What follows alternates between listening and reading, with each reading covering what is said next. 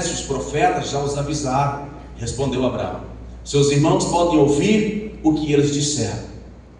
Então o rico disse: não, pai Abraão, mas se alguém dentre os mortos lhes fosse enviado, eles se arrependeriam.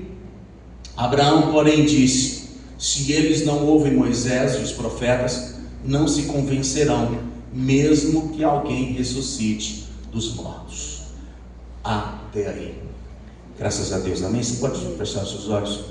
Pai, em nome de Jesus, eu te agradeço pela tua palavra santa, poderosa, justa, fiel. Passará todo este mundo, toda essa terra e tudo que nela há, mas a tua palavra não há de passar. Nós te agradecemos por ela, porque ela para nós é alimento, ela é o caminho, ela é o rumo, ela é a bússola, ela é aquela que nos guia, que nos orienta, que nos mantém de pé, que nos motiva, que nos alegra, que nos coloca cada dia mais certos de que nós estamos no lugar certo, na hora certa, fazendo aquilo que é do Senhor, do teu agrado, para a glória e honra do teu nome. Obrigado pela tua palavra, Senhor, em nome de Jesus. Amém, meus irmãos? Amém. Muito obrigado. Meus queridos, John Wesley disse assim: pregue todo tempo, se possível for, use as palavras. Você lembra dessa frase de John Wesley? Quem lembra dessa frase de John Wesley? Pregue todo tempo, se necessário for, use as palavras. Quando eu ouvi essa palavra, essa frase a primeira vez, eu fiquei pensando algo, não entendi muito. Todos precisam usar a palavra. Eu na minha cabeça, ministrar, pregar, falar da palavra era somente se fosse através do órgão de comunicação que nós temos, a boca. Eu achava que era só assim. Então isso impactou minha vida no primeiro início, e eu fiquei sem entender o que na realidade John Wesley estava dizendo. Mas quando eu me converti, irmãos, veja bem, eu vim de uma família bem tradicional, uma família muito religiosa, uma família em que eu ia para a igreja todos os domingos, tinha uma base de religião muito boa. Então, quando eu me converto, já é um choque para minha família, que foi o único convertido de toda a minha família ao Evangelho, a Jesus Cristo. E quando eu me converto, então eu passo agora a ir para a igreja, ir para a escola bíblica dominical, ir para o culto. Então eu fico um menino muito igrejado. Meu negócio é só igreja. E vou falar para vocês, o negócio era só igreja mesmo. Fazia-se aniversário da sobrinha ou do meu sobrinho, eu não ia. Eu e minha namorada, nós éramos namorados, nós não íamos. Nós éramos aqueles assim, converteu mesmo, né? A gente falava isso antigamente, né? Ah, se converteu mesmo, ele não vai nem nas festinhas, ele não anda mais com as famílias. Eu não andava com meus parentes. Meu pai, a certa vez, disse que preferia eu, no mundo das drogas, no mundo do rock que eu vim, no mundo da bagunça, a ir para a igreja, porque eu virei um cara muito estranho. Então eu era muito largadão, muito solto. Agora eu sou um cara só de igreja, bebia debaixo do braço, catava minha namorada, ia para a igreja. Eu ia para a igreja quase todos os dias, porque todos os dias tinha aula. E com isso, irmãos, o meu ciclo de amizade era só a igreja, era só o povo da igreja. Eu só estava no meio do povo da igreja. E aí você pode olhar e falar assim: pastor, mas o que tem de problema nisso? Esse é o grande problema. Muitas vezes nós vivemos tão cheio desse momento, que não é ruim, nunca foi ruim, é muito agradável, é gostoso, essa comunhão é maravilhosa, eu prego isso, ensino isso, eu vivo isso, mas não é suficiente para nós fazermos aquilo que o John Wesley disse: pregue todo tempo, se possível for, se necessário for, use as palavras. Então alguma coisa na minha cabeça começou a mexer, quando eu conheci o pastor Fernando, quando eu comecei a caminhar com o pastor Fernando. Missionário tem um negócio de não ficar só dentro de igreja. Quando ele falava para mim: vocês é crente de 4 paredes, eu brigava com ele, falava: como assim, rapaz, crente de 4 paredes? Eu sou um cara que só fica na igreja, você tem que achar é bom. Ele falava assim: não, não é por aí. Eu não entendi, irmãos. Mas repita comigo: até que eu tenha a revelação, tudo é obscuro. Infelizmente, irmãos, até você ter uma revelação poderosa de Deus na sua vida, tudo que a pessoa fala, ensina, uma mãe ensinando um filho por exemplo: meu filho, você tem que acordar cedo, arruma a cama, dobra o lençol, guarda suas roupas de cama dentro do guarda-roupa, escova o dente, e aí você vai fazer outras coisas. Até o menino ter revelação de: para que eu vou arrumar a cama sem que à noite eu vou deitar de novo? Não é assim que eles pensam? Eles pensam de jeito, irmão. Tem dia que eu falo assim: meu filho, rapaz, você está com bafinho de onça? Olha lá, vou escovar o dedo daqui a pouco mesmo. Eu não escovei cedo, não. Eu falei: rapaz, não é por aí não. Sua namorada vai te descartar, moço. E aí, irmãos, enquanto a pessoa não tem uma revelação de qualquer coisa que seja na vida, ela não começa a fazer do jeito certo que tem que fazer. Então eu também era assim. Eu ia para a igreja, segunda, terça, quarta, quinta, sexta, sábado ia cedo, lavava a igreja, à noite estava cedo e à tarde. Aquilo para mim era maravilha. Só que meu ciclo de amizade só restringia aquele pequeno grupo de pessoas. O que estava faltando, irmãos? Estava faltando eu ganhar, principalmente, os da minha casa, os meus vizinhos e os meus amigos. Sabe o que eu achava que era mais forte quando eu me converti? Sabe o que eu achava que tinha que ser feito, que o crente tinha que fazer? Era simplesmente falar: ó, Jesus, ele morreu por você, você tem que aceitar Jesus. Aí o cara não aceitava, falava assim: ah lá, tá vendo? Não quer nada com Deus. Eu era desse jeito, não quer nada com Deus. Então eu anulava até uma amizade, uma possível amizade com a pessoa. Por quê? Porque eu não via que ela estava indo para Cristo. Aí eu falava assim para o pastor: não, aquela já chamei 5 vezes para ir na igreja, nunca foi. Eu já larguei mão dele também. Não chamo mais. Eu achava isso certo. Eu achava que estava no caminho certo. Mas infelizmente não era. A Bíblia diz, irmãos, que todos nós, eu e você, já nascemos de novo, amém? Amém. Todos que aceitaram Jesus, nasceram de novo. A Bíblia diz que tudo se fez novo, as coisas velhas já se passaram, portanto agora eu sou uma nova criatura. A nova criatura, ela começa a caminhar, é diferente da outra criatura em que eu era. Mas uma coisa é importante: a consciência. A consciência do cristão é muito importante.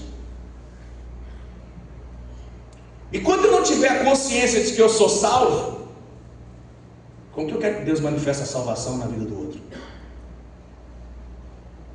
Você entendeu isso? Porque tem pessoa que não acha que é salvo.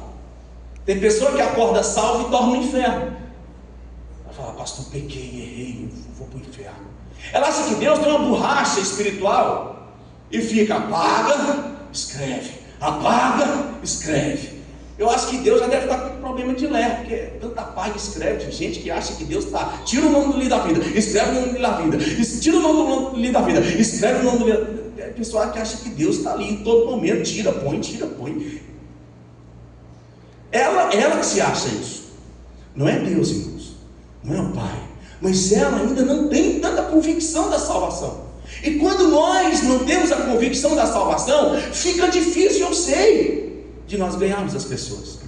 Então eu tenho uma grata satisfação, irmãos, de nesses pouco mais de 20 anos de crente, desde 2000 que eu me converti, e aí eu já tenho uma célula na casa da minha irmã. A minha irmã se batizou. Meu irmão mais novo vou batizar agora em agosto, em junho, vou batizar meu irmão mais novo. Meus primos. A minha sobrinha, eu fiz o casamento dela quinta-feira agora passada, e ela disse assim: eu sou muito grato por isso. Ela falou assim: não pode faltar todo mundo no meu casamento, menos o meu padrinho, que é o meu pastor, que é o meu tio Adailton. Aquilo me encheu de orgulho. Aquilo me encheu de orgulho, irmãos. Porque eu vim de uma família que eu rejeitei toda a família quando eu me converto. Agora a coisa é diferente. Você sabe aonde a minha família fala assim? A minha irmã liga para minha esposa e fala assim: Adriana, nós queremos fazer a festinha do Flavinho. O Flavinho é meu sobrinho mais novo, tem 10 anos. E ela fala assim: eu queria fazer uma festinha do Flavinho, nós podemos fazer na sua casa? Ela fala: pode. Por que fazer lá em casa, irmãos? Porque a nossa família ainda tem algumas pessoas que gostam de certas bebidas mais quentes, né? Aquelas mais, deixa a gente mais eufórica. E aí, como a gente não tem o hábito de usar isso em casa, qual é o insight da minha sobrinha? Ela fala: não pode chamar todo mundo, porque eu sei que na casa do tio Adailton não tem qualquer tipo de bebida. Aí, então, as festinhas hoje da família são onde? Na minha casa. As reuniões de Natal são aonde? Da família? Na minha casa. Era o cara que ontem desviava da família por causa de Cristo, mas agora ele entendeu como nova criatura, que ele é cheio de Cristo. Ele reúne os povos, as pessoas, os vizinhos, os amigos, para olhar para Cristo junto com ele. Quem está entendendo, irmão? Não é virando as costas para a família, não é virando as costas para o vizinho, não é virando as costas para os familiares que nós vamos ganhar eles. E chegar diante de Deus e falar assim: Deus, eu já falei de Jesus para eles. Qual é o lema desse ano? Crescimento e excelência. Não é isso? Crescimento e excelência. Agora veja bem, pastor, mas o que tem a ver esse texto todo que o senhor leu, esse texto grande, 20 capítulos? Misericórdia, pastor. Veja bem, irmãos, devemos levar as pessoas a Cristo. É necessário que isso ocorra o mais urgente possível, porque o tempo está acabando. Agora, veja comigo, eu quero mostrar para você aqui nessa noite, que além disso tudo que eu falei, o mais importante é o que a palavra diz. E a Bíblia diz que essa parábola que Jesus contou, ele tinha alguns focos aqui. Irmãos, e talvez a gente lê a Bíblia desapercebido, mas essa parábola de rico e Lázaro é uma das mais assombrosas de toda a Bíblia. Essa é uma parábola de poder. Às vezes a pessoa olha daqueles mais forte assim no Evangelho e fala assim: essa é forte. É isso mesmo. Essa palavra é muito forte. Essa parábola, ela é medonha, ela é assombrosa, irmãos. Eu quero te mostrar isso nessa noite. Essa parábola aqui é dos antagônicos, é dos opostos: morte e vida, rico e pobre, choro e alegria. Aqui está tudo isso. Mas Jesus começa condenando alguém que se achava santo e religioso, porque carregava em seu bojo as roupas que o tornavam muito religioso. São os fariseus.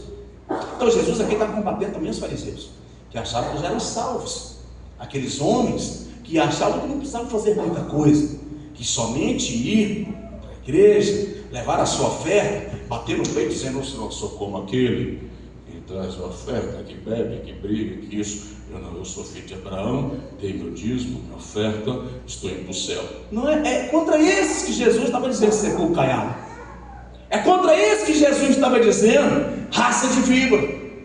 Era contra esses que Jesus estava agora condenando. Era esses que gostavam de assentar junto com gente rica e bater um papo com eles só para poder receber alguma coisa em troca, mas que não influenciava em nada, não falava em nada. Por isso que nesse mesmo contexto, um pouquinho antes, Jesus fala assim: até nesse momento vocês estavam entrando no reino por esforço. Até João, mas agora em diante não, porque Jesus estava dizendo: a partir de agora está se inaugurando uma nova aliança, a aliança da graça. É nesse contexto que Jesus diz isso. Jesus diz que a partir daquele momento estamos inaugurando uma nova aliança.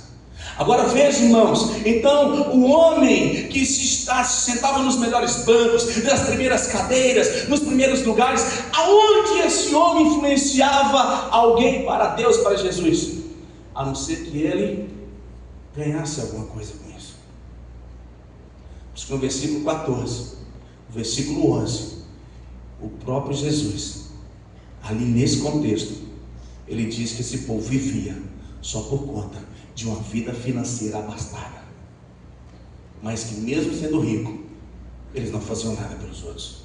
Então Jesus lhe propôs uma parábola. Nessa parábola ela é interessante, porque aqui há algumas coisas que... Olha, irmão, deixa eu te falar um negócio. Eu sou da família do lado dos pais, de toda ela, a maioria das pessoas são demolês. Meus irmãos mais novos são demolês. Eu tenho um tio grau 29 em certa religião. Se alguém, depois que você não conhecer, me procura que eu falo. Tem gente muito rica na minha família. Então, é para você ver o contexto histórico, cultural da minha vida, porque era difícil um cara desse converter também. Mas eu tinha uma tia do lado da minha mãe, que há muitos anos vinha orando por todos nós, para que um dia nós convertêssemos. Não pare de orar por aquilo que você quer que se converta. Amém? Não pare de orar. Então veja bem, irmãos, essa parábola mostra dois homens, duas pessoas, dois estilos de vida. Um estilo de vida que o cara que tinha tudo na vida, comia as melhores coisas, dormia na melhor cama, tinha a melhor carruagem, tinha os melhores lugares ele frequentava, mas também ao mesmo tempo tinha um coitado que estava mendigando a sua porta o tempo todo e queria comer pelo menos as migalhas que caíam da sua mesa, ou os restos que jogavam ali no seu lixo. Tinha um que tinha tudo na vida, e tinha um que nessa vida não tinha nada. Tinha um que achava que por ter tudo ele não precisava de mais nada, e tinha um que não tinha nada, mas se regozijava porque em algum momento ele saberia que ele ia ter tudo. Sabe, irmãos, aqui há duas pessoas. Tem um que acha que nunca vai morrer, ou que o seu dinheiro pode comprar tudo que ele precisar. E aqui tem um que a única esperança dele é os céus, é Deus, é Jesus. Tem um homem que ele vivia regalado, mas a Bíblia também diz que independente do homem, do status, da posição social, de onde trabalha, se é rico, se é pobre, se é bonito, se é feio, se está num lugar chique ou não, algo vai acontecer. A morte é comum para todos. Por isso que essa parábola é assombrosa. Ela conta uma história, irmãos, que muitos crentes deixaram de falar, que é uma verdade. O inferno é um lugar real. Muitos crentes esqueceram de imaginar que existe um inferno. Aliás, há muitos evangélicos que tiram essa parte e que dizem que isso aqui não é literal.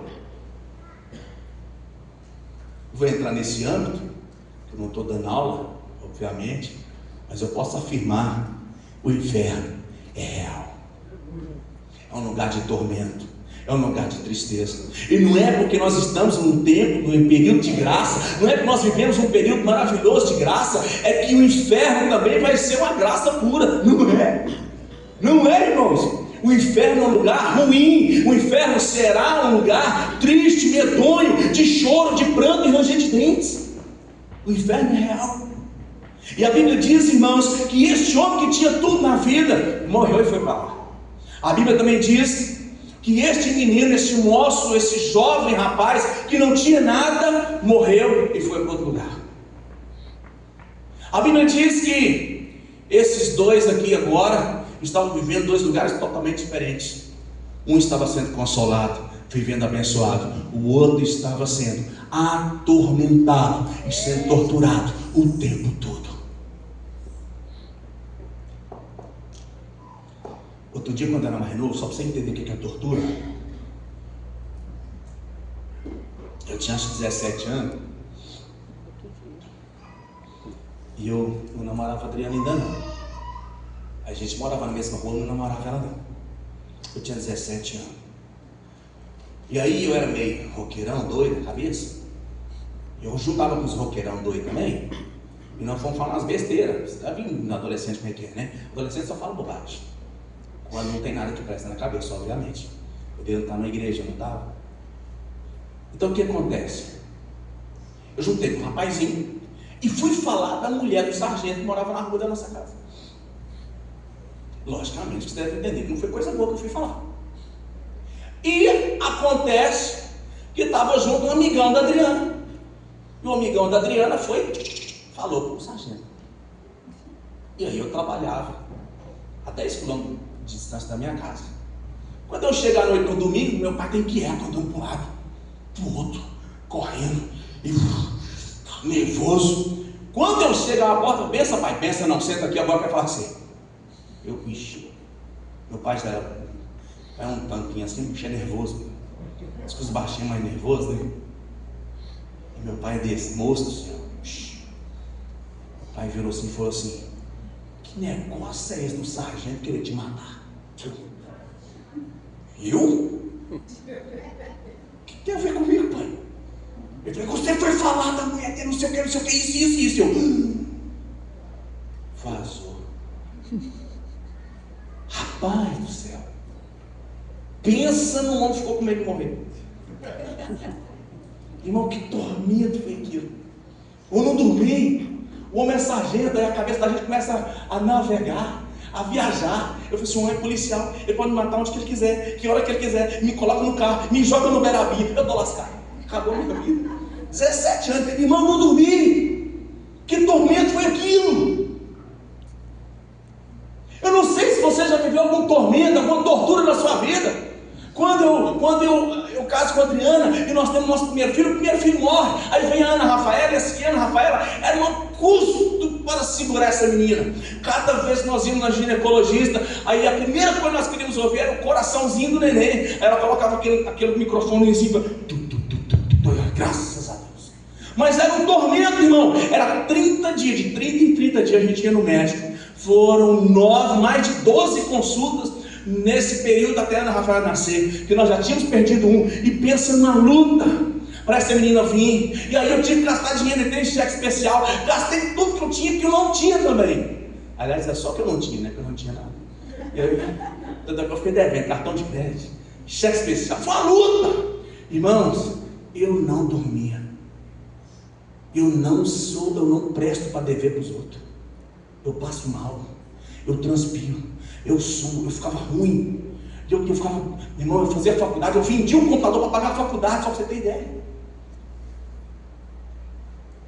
E aí, irmão, eu estou lá, um professor de direito, ele foi dar uma aula para nós, e aí eu com muito pequenininho, 19 anos, 24 anos já. Eu falei assim, doutor, o senhor podia me dar atenção sua? Para resumir a história, eu cheguei no cantão no final da aula, falei com ele que estava devendo o cartão de crédito, e que ele já estava muito tempo devendo, e aí ele foi, e no final da conversa eu expliquei para ele, ele falou assim, quando é que você deve? Eu falei assim, naquela época, mas o Ana tem 22 anos, 22 anos atrás, eu falei assim, R$900, ele, só isso?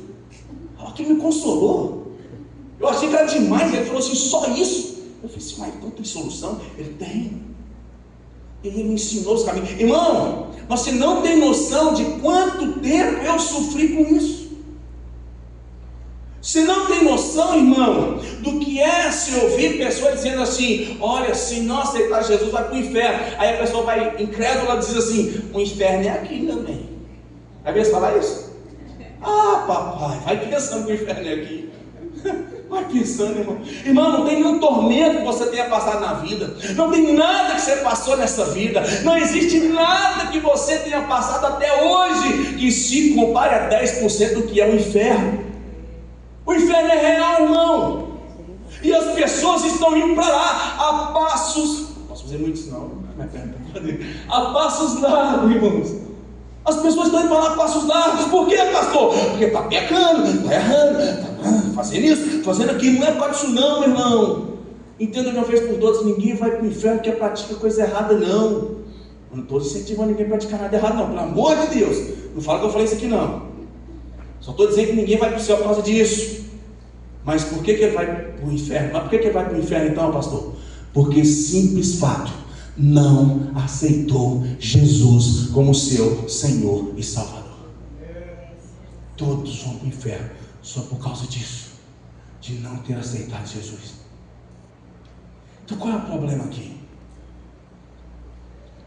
Vou te falar qual é o problema. O problema é que aquele homem agora estava sofrendo rico. O problema é que aquele homem chegou no inferno e viu que o inferno é real. O problema é que ele viu que no inferno não apagava a memória. Não é que nem um sono, sem sonho. Você dorme, paga 11 horas da noite e acorda 6 horas. Não é esse período. Não é isso, não é o inferno. A morte não é só isso. A Bíblia diz que aquele homem, ele estava lúcido, ele estava vendo o que estava acontecendo. O tormento na vida dele agora é real. Ele só está sofrendo. Então esse homem sofre tanto, irmãos, que ele tem uma ideia. Primeira coisa que ele faz: ô pai Abraão, pede Lázaro para colocar. Irmão, vou falar para você, olha o tamanho do nível de tormento desse homem. O que adianta, irmão, Eu estou com sede. Não adiantou nada. Não adiantou nada. Fica com sede o dia inteiro. Vai lá e só coloca o dedinho assim na água e vê se matou sua sede. Mas esse homem estava em tormento tão grande, era tão grande, que ele fala, molha só a pontinha do dedo e refresca a minha língua. Tanto que esse homem estava sofrendo. Agora ele tem uma outra ideia, que ele sabe que está sofrendo. Ele sabe que a coisa não está boa e não vai melhorar. De maneira que quem está aí não passa para cá e quem está aqui não passa para lá. E uma vez aí acabou para sempre, uma vez aqui também para sempre. Ele sabe disso. Só que agora, irmãos, ele tem uma outra ideia. O que ele fala? Fala, Abraão, vai lá, manda alguém lá, manda Lázaro ir lá e fala com os meus irmãos. Porque eu tenho quantos irmãos? Sim. Você tem sua mão assim? Você tem quantos irmãos na sua casa? Eu tenho 10. Deixa eu juntar as duas mãos. Mas você tem alguns irmãos? Você tem vizinho? Você tem parente? Você tem amigo? Você tem alguém que você gosta? E você conhece que não aceitou Jesus? Você tem alguém? Sim ou não? Você tem alguém que você conhece, gosta, que não aceitou Jesus? Você tem alguém, irmão? Sim ou não? Sim. Está indo para o inferno se não aceitar, irmão. É por isso que essa parábola é forte. Isso aqui não é continha, não é historinha, não é brincadeira não. Isso aqui é verdade. A Bíblia diz que se não aceitar Jesus, por mais que você goste da pessoa, por mais que você tenha intimidade com ela, por mais que você queira estar com ela aqui, melhor é estar com ela lá para sempre do que os poucos momentos que nós estamos com ela aqui. Mas para isso, ela tem que aceitar Jesus. Quem está entendendo, irmão? Amém. Presta atenção, irmão. Eu não vim aqui para te pôr medo, mas eu vim aqui para te colocar algo na sua consciência. Se esse é o ano da consciência, mude o seu estilo de vida, mude a sua atitude. Porque enquanto eu era um religioso, estava intocado dentro de igreja, falava que achava que era maior que os outros. Irmãos, eu terminei o mestrado agora. Terminei meu mestrado. E sabe o que eu fiz com a minha teologia? Joguei fora, irmão. Porque me tornava um extremo religioso. Eu ia conversar com as pessoas, eu achava que sabia mais. Tu ia falar, porque o grego diz assim, se assado, e tal. E eu achava que era o bambambam, irmão. Que crentinho sem tipo era eu. Totalmente religioso, sem vergonha. Não é sem vergonha de fazer coisa errada, não. Sem vergonha de achar que é melhor que os outros, só porque eu tinha teologia. Só porque eu fui graduado, fiz 2 graduações em teologia, fiz pós-graduação, terminei o mestrado agora e estava achando que era alguma coisa. Eu não sou ninguém. Por quê? Porque se eu não ganho uma alma para Cristo, isso é medonho. Olha para você ver a mudança, irmãos. Era um crente totalmente fechado. Totalmente fechado. Só ia para a igreja. Eu e minha esposa, nós éramos assim.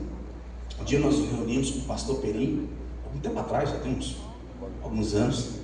Ele falou assim, escreve aí. Ele falou assim, escreve aí. Qual é o seu ciclo de amizade? Eu, ixi.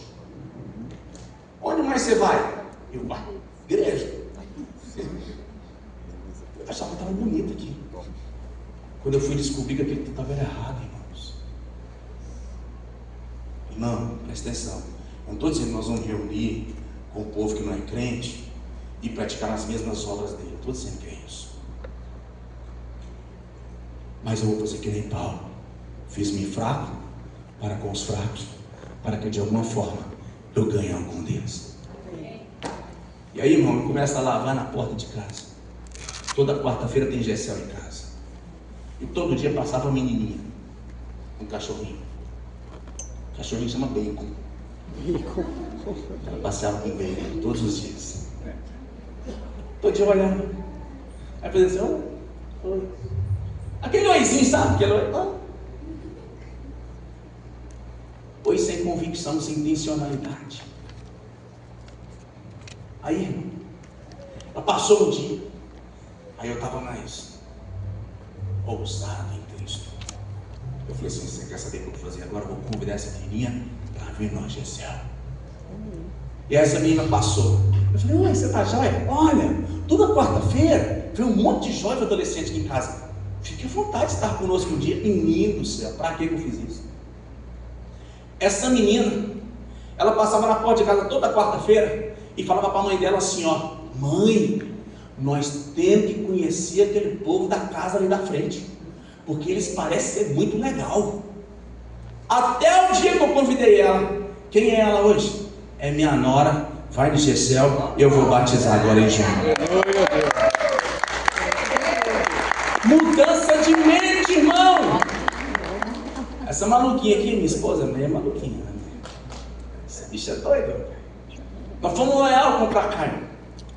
Chegou lá, sabe o que esse cara assim? O que você vai querer de carne, o quê? Aí falou assim, não, uma panceta aí e tal. Ela, você quer uma bem bonita pra você aqui? Aquele cara que cativa a gente. E pá, tá. Aí ela viu aquela disponibilidade do cara, aquele jeito do cara de trabalhar e fazer. Aí falou assim, você parece... Aí, ó, o que a doida vai e faz?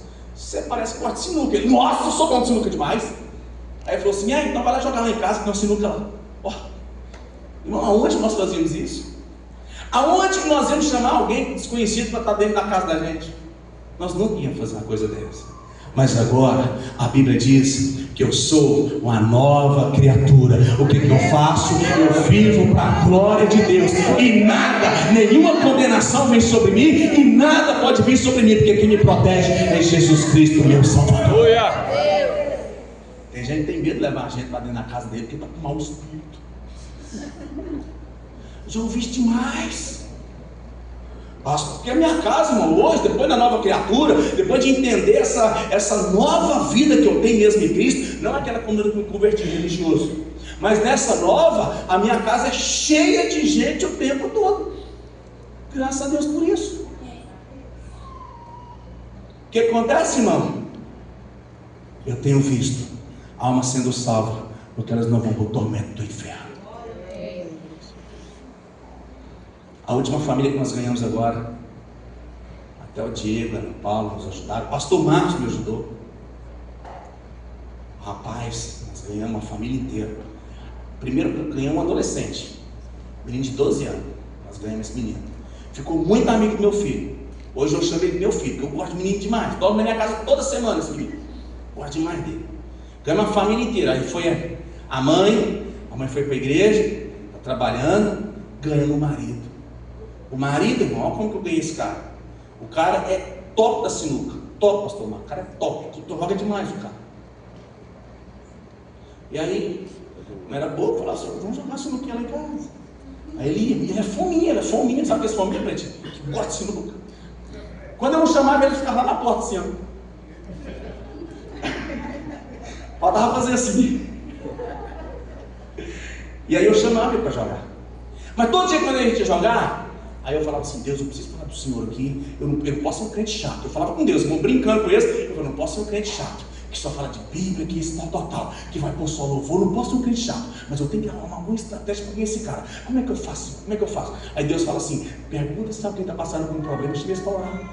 Eu falei, ué, Deus, extraordinário. Aí eu, gente, já que nós vamos jogar hoje, rapaz, eu senti aqui uma coisa aqui, eu falo desse jeito, né? Eu falo, senti de Deus, eu falei religioso demais. Mas não, eu senti uma coisa aqui.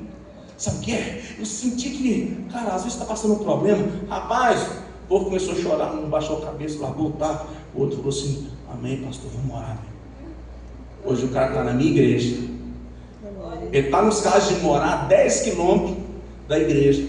Aí eu falei para ele assim, nossa, cara, queria que você mudasse, não, porque você está tão pertinho da igreja, você me ajuda tanto. Ele falou assim, pastor, pois eu não largo a igreja para nada nessa vida. O Senhor foi a pessoa que mais nos ajudou nessa vida. Nem meu pai e minha mãe fez o que o Senhor fez. Eu falei assim, não é porque eu fiz que eu quero que você está na minha igreja. Ele falou, não é por isso não, pastor, que eu sei que Jesus é uma bênção na minha vida. Não é por causa minha, não é por causa sua, mas o caminho é eu e você. Está entendendo, irmão? O caminho da pessoa chegar até Jesus é eu e você, é a nossa atitude, é o nosso jeito, é o nosso linguajar. Vou fazer esse ano 30 anos de funcionário público. 30 anos. Aí você me vê assim, não, pastor tão novinho, já tem 30 anos de funcionário público. Obrigado por esse novinho. 30 anos de funcionário público. Eu já passei por várias fases, né? Menino quando chegou, chefe, orientador, vários núcleos eu passei. Vocês aqui é Codal, né? A minha é Demai. O Demai. E aí, tem aqueles crentes religiosos, aí Israel colocava aquelas mosquinhas. Ô irmão, com todo respeito, me entenda. Aquelas mosquinhas de crente, aquelas radinhas, é triste. Rapaz, ele não comunica com as pessoas. Não comunica com quem não é crente, sabe? Que eles vão e falam assim, nossa, que mosquinha chata. Que tem umas mosquinhas nossas, irmão, dos evangélicos, que é muito ruim, né? É só para nós ouvir só em casa, sentado no nosso quarto sozinho. Aleluia, glória a Deus. Amém? Você está me entendendo? Tem umas músicas, irmão, que não é comercial, assim. Você põe ela assim, tá aqui no núcleo nosso. Nós temos 10 pessoas que trabalham no núcleo, no nosso departamento. Aí estão 10 pessoas. Eu vou colocar uma música ali só porque eu sou crente chefe dos caras. Eu quero que eles ouçam tudo, que eu acho que eu vou converter eles a ouvir minha música chata. Tá entendendo, irmão? Por favor, irmão, não me entenda mal, tá? Não me entenda mal. Mas tem música que nem eu, como pastor e crente, não aguento, não. Eu falo assim, meu Deus do céu, que musiquinha chata de crente é essa? Não comunica, irmão. Sabe?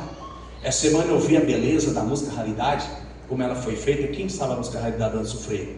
A beleza daquela música, como que ela foi composta, como que chegou aquela música até aonde o Sofrer escreveu ela. Que maravilha!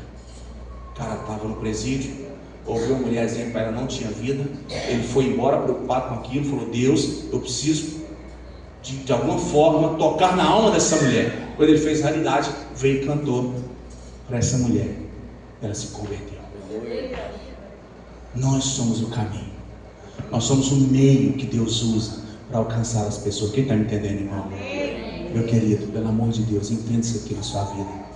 Se você não mudar de atitude, se eu não mudo lá atrás para ser um cara mais legal no meio da minha família, eu não teria a bênção de ver os meus irmãos se convertendo, a minha irmã se convertendo, minha sobrinha se convertendo, meu povo se dobrando a Cristo. Eu não teria essa bênção, irmão. Se eu fosse um crente carrancudo e enjoado, eu não tinha ganhado isso para Jesus, irmãos. Meus irmãos, as pessoas estão indo para o inferno é real. Esse homem chorou, irmãos. Esse homem chorou, brigou, esbravejou, mas não tinha mais como fazer. E ele disse assim, não, volta lá, manda lá quando eles veem o morto ressuscitado, falando que existe salvação, para eles não virem para o lugar onde eu estou, eles vão crer. Ele falou, não, eles têm os meios deles lá. Sabe quem é os meios das pessoas que não têm Cristo hoje? Eu e você, meu irmão. Somos nós. Irmão, essa parábola, ela me impacta. Porque eu sei, irmãos. Porque eu sei a verdade do inferno. Eu sei também a verdade do céu, onde é que eu vou morar. Tem alguém que vai morar no céu junto comigo? Aleluia! Glória a Deus! Aleluia! Vamos levar nossos parentes. Eu me lembro de um pouquinho da história da Nilda e do Carlinho.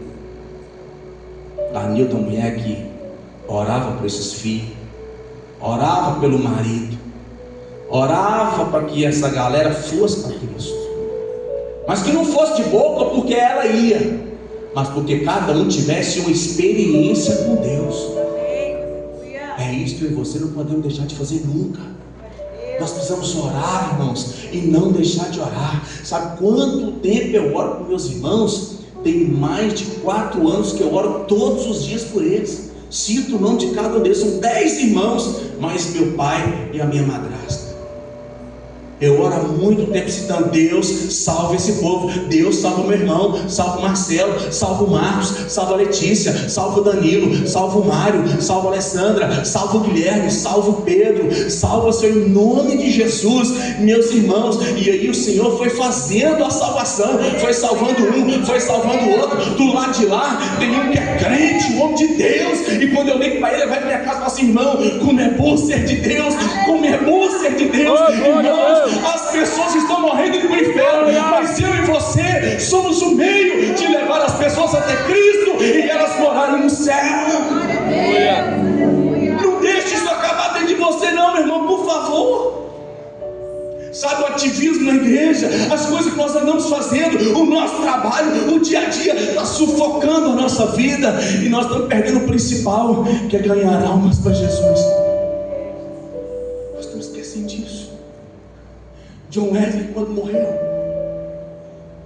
tinha uma colher, um prato, um copinho, um diário, uma escrivania e uma cadeira. Só isso. Porque tudo ele havia doado para o progresso da obra. Não é porque é rico vai para o inferno, e nem porque é pobre vai para o céu. Essa parábola não ensina isso. Ela ensina que tanto rico como pobre precisam de Jesus, que é a porta para chegar no céu. Se Deus te dá riqueza, irmão, preste atenção nisso. Leia Lucas 16, você vai ter uma visão disso. Eu tenho plena certeza. A riqueza que Deus dá é para que você possa investir no reino.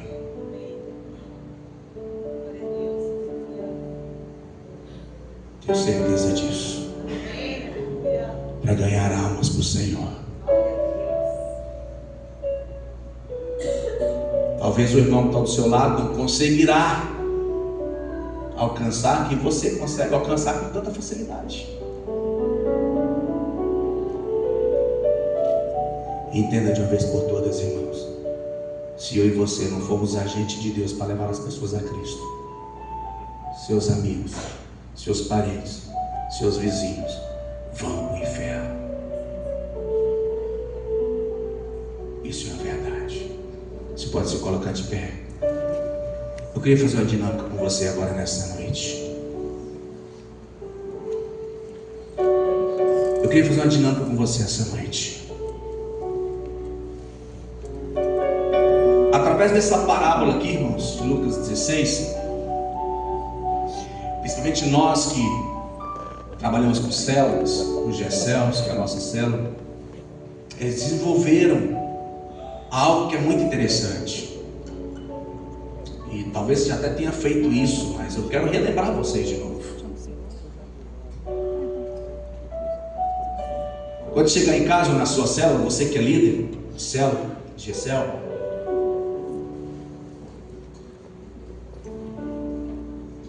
isso que é feito, acho que todos os anos, muitas células vêm.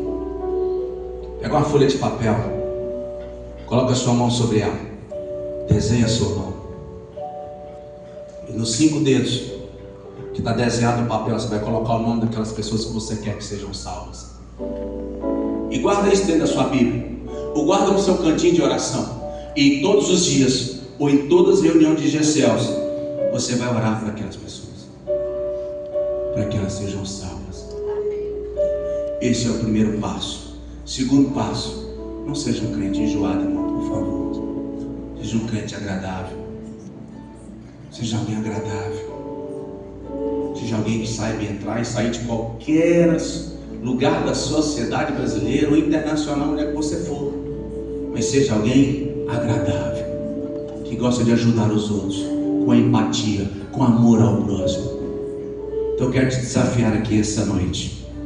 Chega na nossa casa, pega uma folha A4, uma folha de caderno, não tem problema, desenha sua mãozinha, escreva em cada dedo lá o nome de alguém que você quer que seja salvo, e comece a orar por elas. Faça um propósito em nome de Jesus. Amém? Quem está comigo, irmão? Faça isso. Sabe por quê, irmão? Senão o seu pai, o seu tio, o seu primo, o seu avô, o seu irmão, o seu vizinho, o seu amigo do peito vai ao inferno. Isso é verdade, irmão, isso não é mentira. E não fica esperando, irmão, que nós crentes temos a mania de falar assim: não, ele não aceita Jesus. Vai que ele vai estar internado, aí chega lá, está ruim naquele dia, chega alguém e vai falar: você quer aceitar Jesus? Deixa eu te contar uma historinha rápida, só para você entender que não é assim. Meu presbítero tem 2 semanas que perdeu a irmã dele. Perdeu a irmã dele. E ele era aquela pessoa que vinha falando de Jesus, mas aí, meus irmãos, essa mulher agora estava no leite morte, ela, toda vez que ela internava, ela tinha que amarrar, porque ela ficava agitada e tal. E dessa última vez que ela ficou internada, chegou alguém e disse para ela: você quer aceitar Jesus? Sabe o que ela disse? Não. Para com esse negócio de Jesus para minha vida. Nem sempre vai ser do jeito que a gente acha que é. Nem sempre será. Está lá no hospital, está bem frágil, está com falar de Jesus, você vai aceitar. Nem sempre. A melhor coisa é você começar a orar por aqueles que você quer que sejam salvos. Feche seus olhos, deixa eu orar por você. Mas eu queria que você olhasse para a sua mão. Aliás, perdão, não feche seus olhos não. Fica olhando para a sua mão. Imagina agora que as suas mãos têm o peso das pessoas que você quer que elas sejam salvas. Seu vizinho, seu amigo, seu parente, seu primo, seu amigão do peito, sua amigona que você não esquece, seu colega da faculdade. Olha para a sua mão que eu quero orar por você agora. Fica olhando para a sua mão com muita fé, irmãos, em nome de Jesus. Eu quero orar por você e quero te abençoar, para que você, quando orar, você vai ver frutos de salvação na vida das pessoas que estão indo para o inferno. Pai, em nome de Jesus, essa é a igreja do Senhor, essa é a noiva de Cristo, a noiva que o Senhor mesmo escolheu para Cristo. E aqui estão várias pessoas nesse momento que conhecem várias outras pessoas e que muitas delas, Senhor, ainda não aceitaram o Senhor como Senhor e Salvador da vida delas.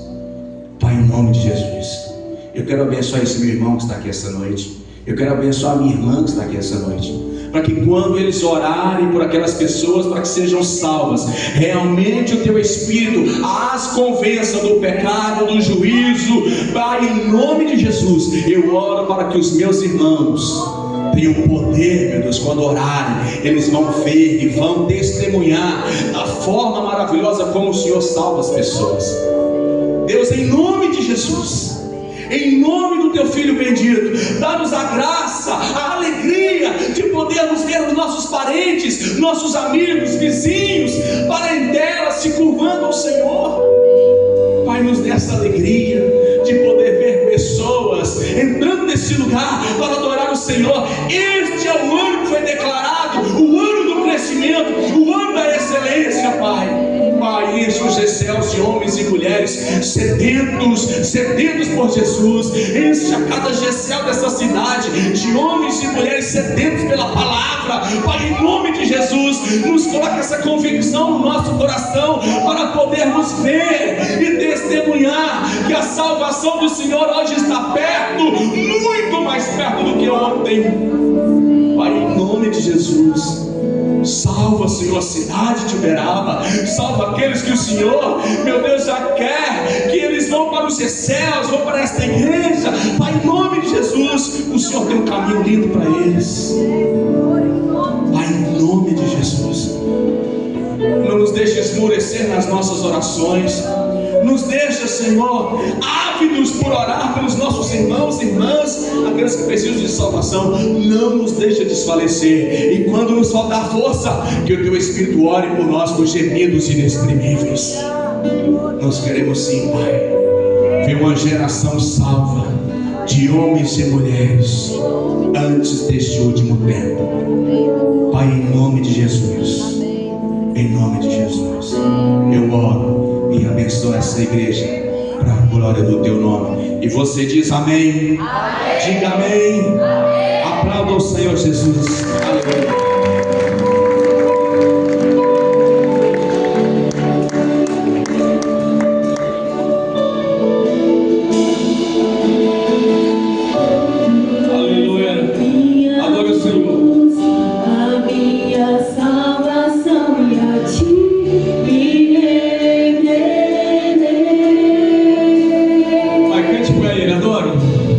Se ao teu lado estou, seguro.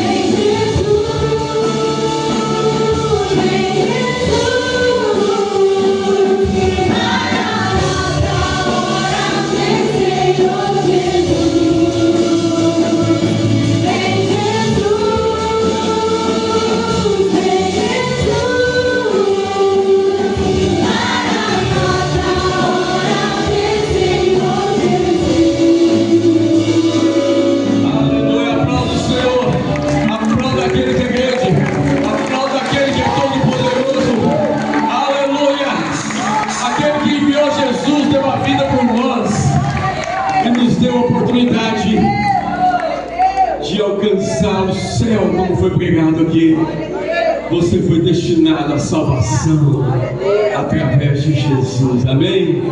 Pode assentar um instantinho, aleluia, louvado seja o nome do Senhor. Eu quero apresentar aqui os nossos visitantes.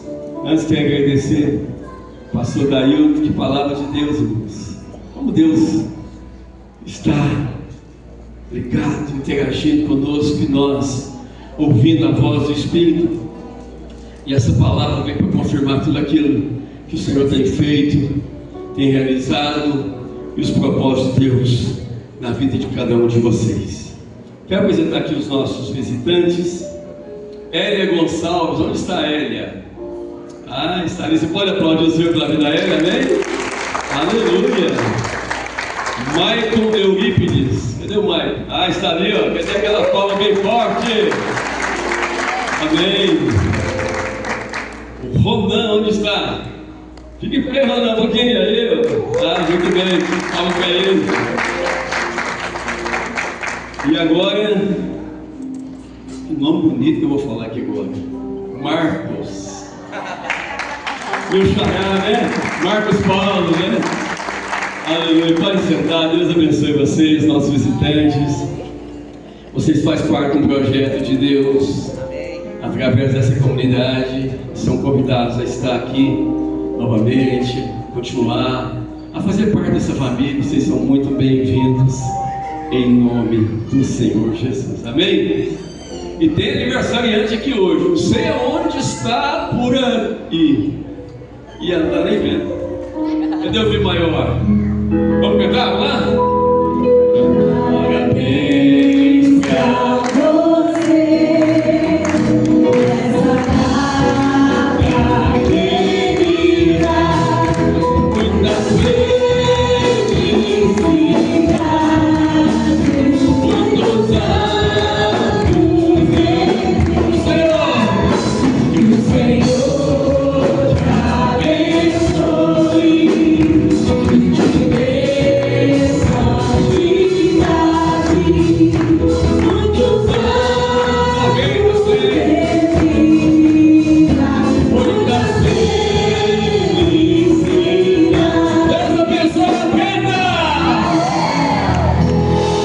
Vamos orar. Obrigado, Senhor, pela tua filha, Brenda.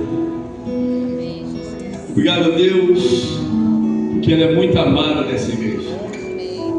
Mas ela é incomparavelmente amada do Senhor. E rendemos graças a Deus pela vida dela. Obrigado por mais um ano de vida.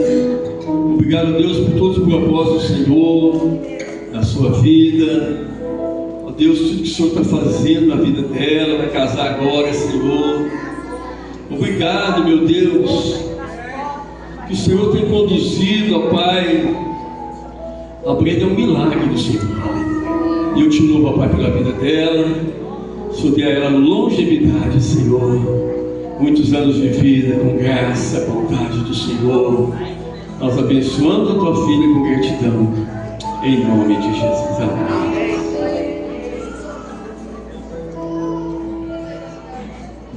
Glória a Deus, aleluia. Deus é tremendo, né? Eu volto a palavra aqui para a Ana Paula, que é o culto hoje sob a direção do Ministério de Oração. Amém. Agora, hoje é o dia do pastor e a pastora Wesley Anos, então é o dia dos nossos pastores. E nós não poderíamos deixar passar em branco, né? Então, quem faz essa parte aqui é a Heloísa. Heloísa, espero te representar bem, tá? Espero que eu te representando bem, não deu tempo.